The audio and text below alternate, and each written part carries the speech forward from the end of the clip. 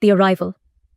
For billions of years, the beings from the galaxy of Nyx-Orionis, 100 trillion light-years away, had roamed the void, wandering in the vast, desolate reaches of space. Their galaxy had long ago begun to die, its stars flickering out like exhausted embers.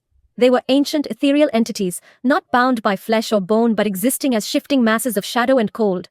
They had no eyes, but they could see, no mouths, but they could speak. Their hunger for a new home, a living world to infest, grew unbearable. Earth had long caught their attention. On a frigid night in October, the first sign of their approach went unnoticed by the world. In the vast emptiness beyond Pluto, a ripple in space-time formed, unseen by telescopes or sensors. Then, a tear, a breach in the fabric of reality, spilled forth their vanguard. The initial invasion was subtle. Lights flickered in the sky above the Pacific, strange auroras swirling where no solar storm had occurred. In remote parts of the world, people began to disappear, leaving behind only a faint residue of dark matter that scientists could not explain. Livestock too began to vanish, as if plucked from the earth by invisible hands. Then came the dreams. Across the globe, people were tormented by visions of an infinite black sea, a place of swirling shadows and cold whispers. The dreams spoke of the Dark Ones, the beings from Nyx-Orionis, who had come to claim what they believed was rightfully theirs, Earth. Their galaxy was dead, and now they sought new life, not to coexist with, but to erase. Life was chaotic, uncontrollable, and to them, life was the enemy. The first physical signs appeared in major cities. Tendrils of darkness slithered through the streets, weaving between skyscrapers, searching for weaknesses in the human infrastructure. Those unlucky enough to come into contact with the shadows felt their skin freeze and their thoughts become clouded, as though something ancient and malevolent had entered their minds. Soon these tendrils coalesced into towering figures, behemoths of darkness devoid of features but radiating a terrible icy presence. The Dark Ones had arrived. Earth's government scrambled, unaware of the true scale of the threat. Military forces engaged the shadows in vain.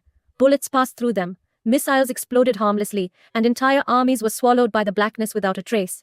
It wasn't long before the Dark Ones made their intentions clear, an ultimatum, broadcast through the nightmares of every human on the planet. In 7 days, your world will fall silent, you will know darkness, and then we shall thrive.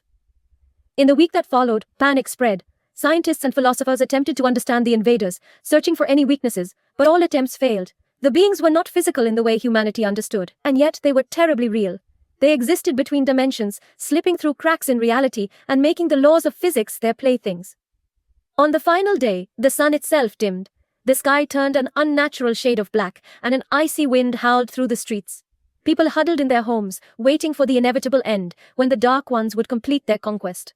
Some prayed, but there was no God to answer. Others screamed, but there was no sound that could drown out the cold, hungry whispers in their minds. The invasion climaxed at the stroke of midnight. Across every continent, the ground began to tremble as the shadows rose from every corner of the earth, merging into one massive, swirling vortex of darkness. The air itself grew heavy with despair, and then, one by one, the lights of the world blinked out. Cities were consumed, towns erased, forests swallowed by the creeping black tide. The last remaining humans too were taken, not with violence but with a terrible, suffocating coldness that froze their minds and bodies in place. Their last thoughts were of an unbearable void, an endless, starless night. When dawn broke the next day, it found a world silent and devoid of life. The Dark Ones had claimed their prize. And now, Earth was theirs. A lifeless husk under their eternal rule, the planet's surface crawling with the writhing shadows of beings from a galaxy 100 trillion light-years away. The once blue sky was now a deep, impenetrable black, and the winds that blew across the barren landscape carried with them the whispers of the damned. This was their new home, and there would be no more life to challenge them. The universe shuddered.